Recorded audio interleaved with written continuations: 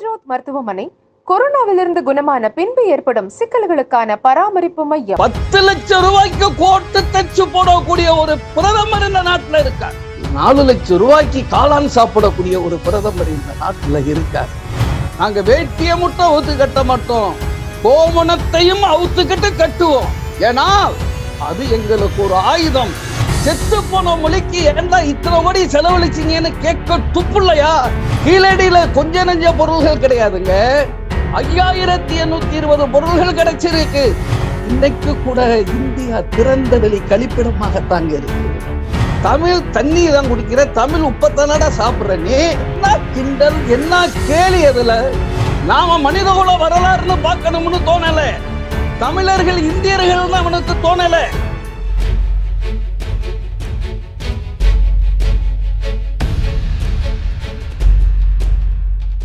நக்கீரன் நேயர்களுக்கு சங்கர் பிரியனின் அன்பு வணக்கம். நம்மோடு எழுத்தாளர் மதுரை பாலன் இணைந்திருக்கிறார், அவரிடம் பேசலாம். வணக்கம் ஐயா. வணக்கம். அந்த இதழில் ரொம்ப காட்டமான ஒரு பதிவு பண்ணியிருக்கிறாங்க. தமிழர்கள் உணர்வு, தமிழர்களுடைய வரலாறு, பெருமிதம், இப்படி எல்லா விடயத்தையும் உடைக்கிற வகையில, சுக்குநூறா ஆக்குகிற வகையில அந்த விஷயம் இருக்கு. குறிப்பா நம்ம எல்லாம் என்ன பண்ணிட்டு இருக்கோம் அப்படின்னா, கீழடி அந்த அகழாராய்ச்சியிலிருந்து வெளிவரக்கூடிய அத்தனை விடயங்களுமே தமிழர்களுடைய வரலாற்றை, பெருமையை பறைசாற்றும் வகையில இருக்கு அப்படின்னு சொல்லிட்டு உலகம் முழுவதும் இருக்கக்கூடிய தமிழர்கள் பெருமிதம் கொள்றாங்க. ஆனா அவர் என்ன சொல்லியிருக்கிறாரு அது அப்படின்னா, தொல்பொருள் ஆய்வு என்ற வெட்டி வேலை அப்படின்னு பதிவு பண்ணி அதுல நிறைய விமர்சனங்களை வச்சிருக்காரு. எதுக்கு தேவையில்லாத விஷயம், இதெல்லாம் எடுத்து என்ன பண்ண போறீங்க? தோண்டனா மண்டை ஓடும், எலும்பும் அது இதுதான் கிடைச்சிக்கிட்டு இருக்கு, இதெல்லாம் என்ன சொல்ல போகுது அப்படின்னு மிக காட்டமான ஒரு விமர்சனத்தை பதிவு பண்ணியிருக்கிறாரு. அது குறித்து உங்களுடைய கருத்து என்ன? நானும் படிச்சேன். அதுல சொல்றாரு, இந்த மாதிரி கீழடி ஆய்வை பற்றி பேசும்போது அவர் சொல்றாரு, அதுல ஒண்ணுமில்லைங்கிறது மாதிரி, அதுல ஒண்ணும் இல்லாம கொஞ்ச நாள் நிறுத்தி வச்சிருந்தாங்க. நிறுத்தி வச்சதுக்கு இந்த தமிழர்கள், தமிழ் சார்ந்த கட்சிகள் பூரா வானத்துக்கும் பூமிக்கும் குதித்தார்கள், ஒண்ணு கத்துனாங்க.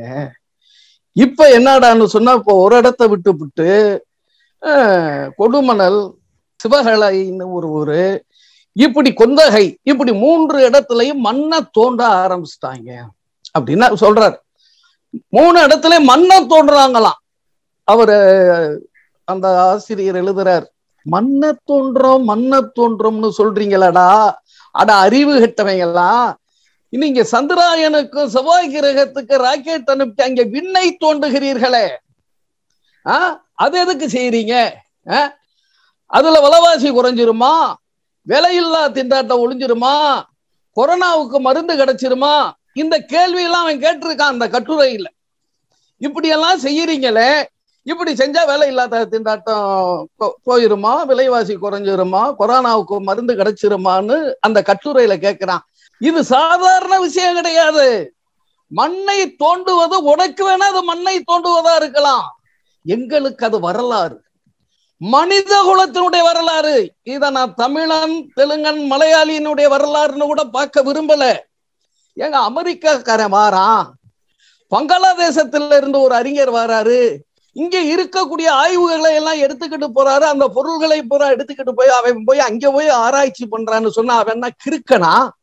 அவன் என்ன முட்டாளா? இங்க இருக்கிற எடுத்துக்கிட்டு ஏன் அமெரிக்காவுல போய் ஆராய்ச்சி பண்ணிக்கிட்டு இருக்கான்? அவன் சொல்றான், மெசபடோமியாவில இருந்து கிடைத்த எலும்புக்கூடுகளும் இங்க ஆதிச்சநல்லூர்ல இருந்து கிடைத்த எலும்புக்கூடுகளும் ரெண்டும் ஒரே காலகட்டத்தை சேர்ந்தவைன்னு சொல்றான். 3000 ஆண்டுகள் பழமை வாய்ந்தவையாக இருக்கிறான்னு சொல்றானே, அவன்லாம் முட்டாளா? மண்ணை தோன்றாங்களாம். சாதாரணமா இல்லைங்க, 250 கிலோமீட்டர் ஓடக்கூடிய நதி வைகை நதி. அதுல 400 ஊர்களை போய் பாக்குறாங்க. யாரு போய் பார்த்தது? யாரும் மு.க. ஸ்டாலின் போய் பார்க்கல, எடப்பாடி பழனிசாமி போய் பார்க்கல, யாரும் போய் பார்க்கல. இந்திய தொல்லியல் துறை அதிகாரிகள் போய் பார்க்கிறான். 250 கிலோமீட்டர் நீளத்துக்கும் போய் அதுல 400 ஊர்களை குறிப்பிட்டு செலக்ட் பண்ணி, அதுல சில ஊர்கள்ல இப்ப கீழடியில முதல்ல ஆரம்பிச்சிருக்கிறாங்க. அது நாம் செய்யல, இந்திய தொல்லியல் துறை தான் இதை செய்தது. அப்ப இவன் எவ்வளவு கேவலமா இத பண்ணி பேசுறான் பாருங்க. அந்த கட்டுரையில சொல்றான், இப்படித்தான்டா நீட்டுன்னு சொல்லி எல்லாரும் சேர்ந்துக்கிட்டு ஒண்ணு சேர்ந்துக்கிட்டு இல்லாத அலப்பற பண்ணுனீங்க, மத்தவெல்லாம் ஏத்துக்கிட்டான், நீங்க ஏன் ஏத்துக்கறல? இந்த கேள்வியெல்லாம் அதுல எழுப்புறான். எந்த சம்பந்தம் இல்லாம கீழடிக்கு நீட்டுக்கு ஏதாவது சம்பந்தம் இருக்கா? அதை எழுப்புறான் அந்த கட்டுரையில சொல்லி. அப்ப நம்ம நீட்டை பத்தி பேச வேண்டியது ஆகுது இந்த சூழ்நிலையில. நான் அதை பத்தி இப்ப பேச விரும்பல, இது அதற்கான தருணம் கிடையாது. மனிதகுல வரலாற்றை தெரியாமல், வரலாற்றை படிச்சா தாங்க வரலாறு படைக்கவே முடியும். நாம் ஒரு வரலாற்றை தெரிந்து கொள்ள வேண்டும் என்று சொன்னால் அதை படிச்சா தான் முடியும். வரலாறு படித்தால் தான் வரலாறு படைக்க முடியும். 60 லட்சம் ஆண்டுகள் ஆயிருச்சு, மனிதன் தோன்றி 60 லட்சம் ஆண்டுகள் ஆயிருச்சுன்னு சொல்றான். அதுல ஒரு ஆராய்ச்சியில ஒரு கல்லை எடுத்து சோதிச்சு பார்க்கும்போது முதல் ஒரு கல் ஆயுதம் தொல்லியல் அறிஞர்களுக்கு கிடைக்குது. அது ஆராய்ச்சி பண்ணும்போது 20 லட்சம் ஆண்டுகளுக்கு முந்தியது இந்த ஆயுதம்னு சொல்றான். ஒரு சாதாரண கல் ஆயுதத்தை மனிதன் கண்டுபிடிக்க இன்னையில இருந்து 25 லட்சம் ஆண்டுகள் ஆயிருக்குன்னு இருக்கு. பல விஷயங்கள் அப்படித்தாங்க தெரிஞ்சுக்க முடியும். பண்டைய வரலாறை தெரியாமல் இன்றைய வரலாறை எப்படி நீ தெரிஞ்சுக்க போற? நான் கேட்கிற ஒரு கேள்வி, குதிரை மனிதனை விட பெரிய விலங்கு, யானை மனிதனை விட பெரிய விலங்கு இல்லையா? அது குட்டி போட்டா உடனே நடந்துருது. குதிரை குட்டி போட்டா குதிரை குட்டி நடக்குது, யானை குட்டி போட்டா யானை குட்டி நடக்குது. மனிதன் ஆறறிவு உள்ளவன் தானே, ஏன் மனிதனால் பிறந்தவுடன் நடக்க முடியல? அதுக்கு என்ன காரணம்? அத வரலாறு படிச்சா தாங்க தெரிஞ்சுக்க முடியும். அது வரலாறு படிக்கணும்ல. அப்ப அந்த வரலாறு எங்க இருந்து வரும்? சாதாரண ஒரு சாமியாருக்கு படிச்சாருங்க டார்வின். அவர் பாதிரியார ஆகிறதுக்காகத்தான் ஒரு பட்டப்படிப்பு படிச்சார். அன்றைக்கு பிரிட்டிஷ் அரசு உலக வரைபடத்தை உருவாக்குவதற்காக ஒரு கடலோடியை அனுப்புது. அந்த கடலோடி என்ன சொல்றாருன்னு சொன்னா, எனக்கு நிலவியல் அறிஞர்கள் சில பேர் இருந்தால்தான் எனக்கு நான் காணும் இடங்களை பூரா வரைபடமாக வரைய முடியும், அதுக்கு ஒரு ஆள் வேணும்னு கேட்கிறாரு. நிலவியல் அறிஞர்கள் எவனுமே ஒத்துக்கல. தொழில் ரீதியாக செய்யக்கூடிய நிலவியல் அறிஞர்கள் யாருமே ஒத்துக்கறல. அப்பத்தான் டார்வின் மாணவர் அவரை பிடிச்சு, ஏப்பா நீ கூட வரியான அவர் சந்தோஷமா ஏத்துக்கிட்டார். பாதிரியராக போக வேண்டியவர், பைபிளும் கையுமாக இருக்கக்கூடியவர், அந்த கப்பல்ல போய் அந்த உலகத்தை சுத்தி வருது அந்த கப்பல். அப்ப நிலவியல் சம்பந்தப்பட்ட விஷயங்களை எல்லாம் பார்க்கிறார் டார்வின். அதற்கு பிறகுதான் அந்த பரிணாம வளர்ச்சி கோட்பாடவே அவர் கண்டுபிடிக்கிறார். மனிதன் குரங்கில் இருந்துதான் வந்தான் என்ற அந்த பரிணாம வளர்ச்சி கோட்பாடவே படிக்கிறார். இந்த வரலாறை எப்படி நான் படைக்க முடியும்? அறிவாளிகளை நான் கேட்கிறேன். தனக்கு தெரியாதது உலகத்திலேயே எதுவுமே இல்லைன்னு சொல்றானே, அந்த ஆளை கேட்கிறேன், இதெல்லாம் எப்படி கிடைச்சது? அதற்கு ஆதாரங்களுக்கு எங்க போவ? மனிதன் எப்படி தோன்றினான் என்பதை தெரியாமலே மனிதன் வளர்ச்சி பெற்று விட முடியுமா? நான் கேட்கிறேன். கீழடியில கொஞ்ச நெஞ்ச பொருள்கள் கிடையாதுங்க, 5820 பொருள்கள் கிடைச்சிருக்கு. ஆதிச்சநல்லூர்ல 4 கட்ட ஆராய்ச்சிகள் பண்ணியிருக்காங்க. இன்னைக்கு அந்த 4 கட்ட ஆராய்ச்சியினுடைய முடிவுகளை மத்திய அரசு வெளியிடல, கோர்ட்டுக்கும் போயாச்சு, இன்னைக்கு வரைக்கும் வெளியிடல. 5820 பொருள்கள் கிடைச்சிருக்கு. சமீபத்துல கூட ஒரு அழகான பெண் உருவ சிலை கிடைச்சிருக்கு சமீபத்துல கூட. ஆக இது 3000 ஆண்டுகளுக்கு முந்தைய ஒரு கலாச்சாரத்தை இங்க இருந்திருக்குன்னு சொல்றான். நான் சொல்றேன், இன்னைக்கு கூட இந்தியா திறந்த வெளி கழிப்பிடமாகத்தாங்க இருக்கு.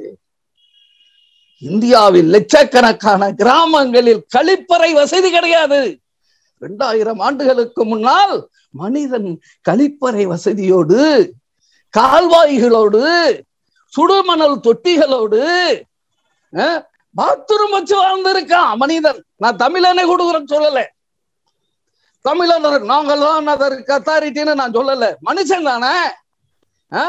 அது எவ்வளவு பெரிய விஷயம். இன்னைக்கு வரைக்கும் உங்களால் கிளீன் இந்தியா, அந்த இந்தியா, 1000 இந்தியா, புது புது இந்தியாவா பெத்து போட்டீங்களடா. அத்தனை இந்தியாவை இன்னைக்கு அனாதையா அலைஞ்சுக்கிட்டு இருக்கே. கிளீன் இந்தியா என்ன ஆச்சு? ஒரு தடவை சொன்னார்ல மோடி, ராமர் கோயில் எப்ப கட்டுவீங்கன்னு கேட்டதற்கு முதலில் கழிப்பறை கட்டி கொடுப்பதுதான் முக்கியம் அப்படின்னாரு. நான் கூட சந்தோஷப்பட்டேன். பரவாயில்ல, மோடி அதை விட இதைத்தான் ரொம்ப முக்கியமா கருதுறாருன்னு சொல்லி அவர் கழிப்பறை யாருக்கு கட்டி கொடுக்கணும்னு விரும்பினாருன்னு தான் தெரியல. அதானிக்கும் அம்பானிக்கும் கட்டி கொடுக்கணும்னு விரும்பினாரா, இல்ல இப்ப இந்த புதிதாக பாராளுமன்றம் கட்டுகிறார்களே அதுக்குள்ள கட்டணும்னு விரும்பினாரா தெரியல. இன்றைக்கு வரைக்கும் ஏழைகளுக்கு கழிப்பறை இல்லையே. எத்தனை பெதுகங்கள் இரவில் ஒதுங்குவதற்காக, கழிப்பறை இல்லாமல் ஒதுங்குவதற்காக போனவர்கள் வல்லுறவு செய்யப்பட்டு கொல்லப்பட்டு இருக்கிறார்கள், கொலை செய்யப்பட்டு இருக்கிறார்கள். 2000 வருஷத்துக்கு முன்னாடி கழிவறைகளோடு வாழ்ந்திருக்கிறான் மனுஷன் சொன்னா அதை நாங்க பெருமை கொள்ளக்கூடாதா? நான் கேட்கிறேன், என்னுடைய தமிழன் அப்படி வாழ்ந்திருக்கானா? அதுல என்னடா தப்பு? உங்களுக்கு எங்க எரியுதுன்னு கேட்கிறேன். உங்களுக்கு எங்க எரியுது? இத சொன்னா உனக்கு என்ன? அததான் வந்துட்டு எல்லாருமே ஒட்டுமொத்த தமிழ் சமூகம் வந்துட்டு உங்களுக்கு என்ன எரியுது, ஏன் என்ன வைத்தறிச்சல் அப்படின்னு கேட்கிறாங்க. இன்னொரு கேள்வி என்ன அப்படின்னு கேட்டீங்கன்னா, இப்ப தமிழ்நாட்டு மண்ணுக்குள்ள புதைஞ்சிருக்கிற வரலாற்றையோ பெருமிதத்தையும் மீட்டெடுப்பதால் இவர்களுக்கு என்ன பிரச்சனை அப்படிங்கறத சொல்லுங்க. அது தமிழனுடைய வரலாறாக இருக்கிறதா அவனுக்கு பிரச்சனை. நாம மனிதகுல வரலாறுன்னு பார்க்கணும்னு தோணல. தமிழர்கள் இந்தியர்கள் அவனுக்கு தோணல. இந்தியாவுல தானடா நாங்க இருக்கோம். இந்தியர்கள்ங்கிறதுல நாங்க பெருமைப்படுறோம். நீ பெருமைப்படுறியோ இல்லையோ, நாங்க பெருமைப்பட்டுக்கிட்டு தான் இருக்கிறோம். அது எங்களுடைய வரலாறு. ஒரு இந்தியனுடைய வரலாறுன்னு பாரா. மெசபடோமியாவுல 3000 வருஷத்துக்கு முன்னால செத்தவனும் இந்தியாவுல தமிழ்நாட்டுல கீழடியில 3000 வருஷத்துக்கு முன்னாடி செத்தவனுடைய மண்டை ஓடும் ஒன்னா இருக்குன்னு சொன்னா நம்மளுடைய பாரம்பரியம். நம்ம திடீர்னு வானத்துல இருந்து குதிச்சவங்க கிடையாது இல்ல. அதை யோசிக்கணுமா இல்லையா? அதை விட்டு நீ தமிழர், நீ அப்ப தமிழர் இல்லையா? நான் கேட்கிறேன், தமிழ்நாட்டுல இருக்க தமிழ் தண்ணி தான் குடிக்கிற, தமிழ் உப்பத்தானடா சாப்பிடுற நீ.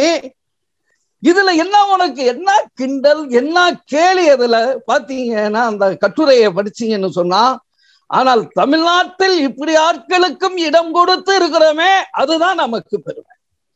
தமிழனை வஞ்சிக்கக்கூடிய, தமிழனை எள்ளி நகையாடக்கூடிய, தமிழனுடைய பாரம்பரியத்தை கேலி பேசக்கூடியவெல்லாம் இன்னைக்கு தமிழ்நாட்டுல உட்காந்துக்கிட்டு பத்திரிக்கை நடத்திக்கிட்டு இருக்கானா, அதுதான் தமிழர்களுடைய பெருமை. அது மட்டும் இல்லாம தமிழர்களுடைய வரலாறு மீண்டு எங்க வந்துரு போதோ அப்படிங்கிற ஒரு பதற்றம் அதுல இருக்கிறதா எல்லாருமே விமர்சனம் எதிர்கருத்தா பதிவிட்டு வந்துட்டு இருக்காங்க. ஒரு பக்கம் திமுக அரசு குறித்தும் அதுல காட்டமாவே விமர்சனம் பண்ணியிருக்கிறாரு. கடைசியில சொல்றாரு, கொரோனா காலகட்டத்துல தமிழ்நாட்டினுடைய நிதி சுமை அப்படிங்கிறது எந்த அளவுக்கு இருக்கு, எதிர நம்ம கவனம் செலுத்த வேண்டியது இருக்கு அப்படிங்கிற விடயத்தெல்லாம் விட்டுட்டு மண்ணை தோண்டி எடுக்கிறதுல அதெல்லாம் எடுத்து ஷோகேஸ்ல வைக்கிறதுனால என்ன வந்துட போகுது, எவனாவது வேட்டி அவிழ்த்து தலைப்பாகையை கட்டுவானா அப்படின்னு சொல்லிட்டு திமுக அரசை விமர்சனம் செஞ்சிருக்கிறார். இது குறித்து உங்களுடைய கருத்து? அதாவது வேட்டியை அவிழ்த்து தலப்பா கட்டுவார்களா? ஆம், நாங்க கட்டுவோம். நாங்க வேட்டியை மட்டும் அவுத்து கட்ட மாட்டோம், கோமணத்தையும் அவுத்துக்கிட்டு கட்டுவோம். ஏனால் எங்களுக்கு நிர்வாணம் என்பது நிர்வாணம் அல்ல, அது எங்களுக்கு ஒரு ஆயுதம். அதனாலதான் தஞ்சாவூரில் இருந்து டெல்லிக்கு போன விவசாயிகள் நிர்வாண போராட்டம் நடத்தினார். பார்லிமெண்ட்டுக்கு முன்னால நிர்வாண போராட்டம் நடத்தியது நிர்வாணத்தை நிர்வாணமாக பார்க்கவில்லை, அதை எங்களுடைய ஆயுதமாக பார்க்கிறோம். அது நாங்க வேட்டியை மட்டும் தலையில கட்ட மாட்டோம், கோமணத்தை அவுத்தும் கட்டுவோம்.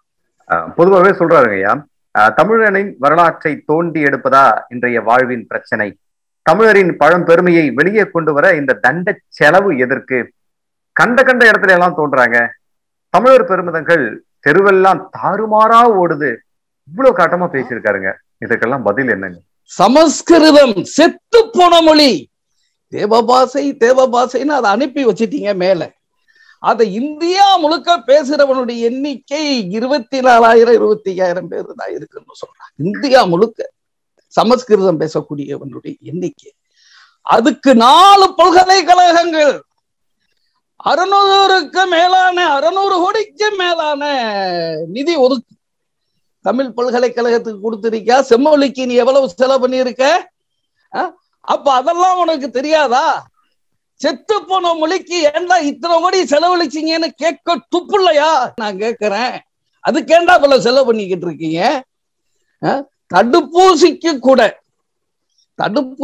கூட ஜிஎஸ்டி போடக்கூடிய கேவலமான ஒரு அரசாங்கத்தை வச்சுக்கிட்டு இதுல தமிழர் அங்கே கீழடியில கொஞ்சம் சுரண்டி பாக்குறதுலயும் தோண்டி பாக்குறதுலயும் இந்தியாவினுடைய அத்தனை செல்வங்களும் போயிருமா? 10 லட்சம் ரூபாய்க்கு கோட்டு தச்சு போடக்கூடிய ஒரு பிரதமர் இந்த நாட்டுல இருக்கார். 10 லட்சம் ரூபாய்க்கு கோட்டு போட்டு 4 லட்சம் ரூபாய்க்கு காளான் சாப்பிடக்கூடிய ஒரு பிரதமர் இந்த நாட்டுல இருக்கார். இப்ப என்ன அழுதுச்சு? 20,000 கோடிக்கு புதிய பாராளுமன்றம் யாரு கேட்டா உங்ககிட்ட? பாராளுமன்றம் என்பது இந்த மக்களினுடைய சொத்து, அது எங்களுடைய வீடு. என் வீட்டை நீ இடிச்சது கட்டணும், புது வீடு கட்டணும்னா நீ என்கிட்ட கேட்கணும், நான் ஒத்துக்கிறோம். அதுக்கு என்ன தெருவில் நிப்பாட்டிட்டு என்னுடைய தடுப்பூசிக்கு ஜிஎஸ்டி போட்டுக்கிட்டு நீ என்னடானா பாராளுமன்றம் கட்டுவியா? யாரு கேட்டாது? அதெல்லாம் வெட்டி செலவாக தெரியலையா? இத வன்மையாக கண்டிக்கிறேன், மிக மிக வன்மையாக கண்டிக்கிறேன். உங்களுடைய கருத்துக்களுக்கு மிக்க நன்றிங்கய்யா. வணக்கம். நன்றி. ஆசிரியர்களுக்கு நண்பனாகவும் மாணவர்களுக்கு ஆசானாகவும் திகழும் தேர்வு வழிகாட்டி. ஒவ்வொரு பாடத்திற்கும் அனுபவமிக்க ஆசிரியர்களின் துல்லியமான தெளிவான விடைகள். சிஎன்சி இருக்கு, தேர்வு பயம் எதற்கு? இது தீரன் பப்ளிஷிங் ஹவுஸ் விற்பனை வெளியீடு. நக்கீரன் டிவிக்கு சப்ஸ்கிரைப் செய்யுங்கள். உங்கள் ஆதரவே எங்கள் பலம்.